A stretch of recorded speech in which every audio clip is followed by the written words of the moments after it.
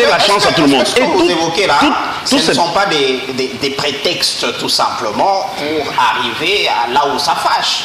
Non, mais ce ne sont pas des prétextes parce que ce que j'ai dit, vous assistez. Nous sommes tous à Lubumbashi ici, nous avons assisté. D'ailleurs, je vous informe que bientôt il y aura élection de bourgmestre adjoint et conseillers.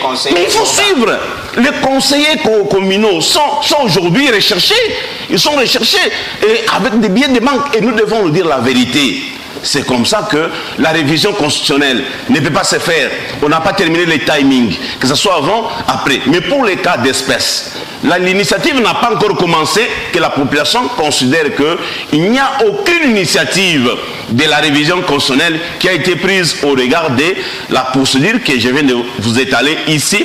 Le président de la République n'a fait que répondre. De mettre en place une commission qui va réfléchir là-dessus.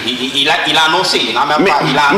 Mais il a annoncé, tout ce que le président fera, c'est dans le respect de la Constitution. Parce que pour les cas d'espèce, nous avons une partie de notre pays qui est sous l'état des sièges. Je crois que ça va bloquer la machine. Voilà. Donc, si cela est le cas, je pense que ça se fera dans le respect de la Constitution dans son ensemble. Mon contradicteur disait tout à l'heure là que j'étais en train d'entrer déjà dans le débat en affichant avec émotion. Avec émotion.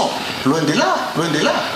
Quelle émotion? Pourquoi? Puisque apparemment, tout au début là, il a semblé aborder la question avec nous, comme moi, mais tout en s'arc-boutant, c'est-à-dire en s'appuyant beaucoup plus sur la procédure seulement. Mais en dehors de la procédure, il y a quand même deux points là. C'est-à-dire, nous devons savoir qu'est-ce qui nous amène. Nous, je n'en disconviens pas. Je viens de dire ici que non, aucune constitution n'est pas révisable. C'est une façon d'appuyer ce que vous avez dit là.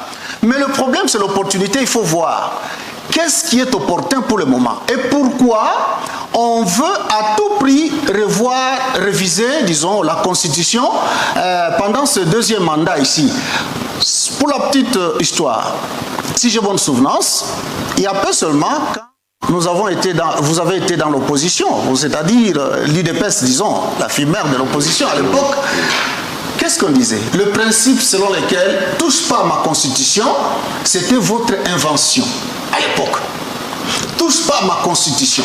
J'ai suivi maintes fois beaucoup de débats avec les gens, les personnalités telles que Mbata, qui ne cessait de dire, mordicus, qu'il n'y a pas changement de constitution. Lorsqu'il y avait tentative par le président Kabila, le régime passé, de pouvoir modifier la constitution.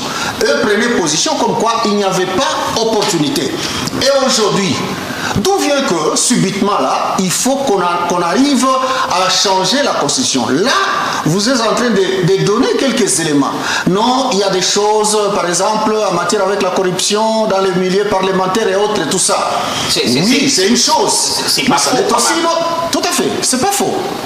Mais le problème, on peut commencer par là pour arriver à toucher à certains articles qui sont pourtant déverrouillés. Déjà dans les coulisses, on apprenait déjà que non, voilà, on veut passer, je ne sais pas moi, du scrutin direct, par exemple pour la présidence, et comme le président de la République, l'actuel, a vécu quand même une expérience là, il s'est rendu compte qu'il est le plus impopulaire qui puisse exister de tous les chefs d'État que nous avons. C'était tout il est en train de réfléchir comment se maintenir au pouvoir. Impopulaire, il a été élu à plus de 70% de... Dans quelles conditions? Dans quelles conditions? Donc vous comprenez à ce moment-là, c'est tout à fait normal qu'il commence à réfléchir sur ça. D'ailleurs, peu avant ce débat, il y a eu déjà, attention en politique avec tout ce qui semble fuiter avant. Je crois qu'avant les élections, même pendant la période de la pré-campagne, etc., ou la période qui venait un peu avant là, qu'est-ce qui avait été dit? Qu'au moins 4 personnalités, 4 juristes de grande renommée, entre autres Ngondankoy, entre autres Mbata, je ne sais pas moi, mais c'était déjà, ils avaient déjà reçu l'ordre de se mettre quelque part pour commencer à réfléchir sur le changement. Pour dire que ce que nous sommes en train de vivre aujourd'hui, ce que le chef de l'État est allé déclarer en Europe, moi je ne suis pas surpris que le texte, son texte à lui soit déjà là, cette forme de costume prêt à porter soit déjà présent, mais c'est une façon d'endormir la population. Je vais chuter en disant quelque part, là vous avez dit nulle part ou ceci ou tout ça, mais écoutez, la révision ou la constitution, c'est une question générationnelle. Or, une génération compte, si je ne suis pas en harmonie avec mes souvenances, si je suis en harmonie plutôt avec mes souvenances, c'est 30 ans. Or, si vous prenez la date de la publication, la promulgation de notre constitution 2006. ici jusqu'à aujourd'hui, ce n'est pas encore 30 ans. Et à peu près 18 ans. À peu près 18 ans, voilà, c'est le cas de le dire. Mais quelle mouche a piqué Félix Tshisekedi pour envisager déjà cela?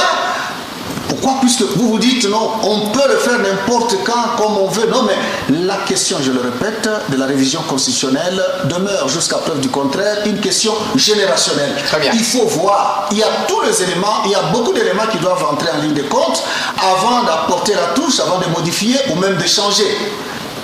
Tenez-les pour dit. Très bien.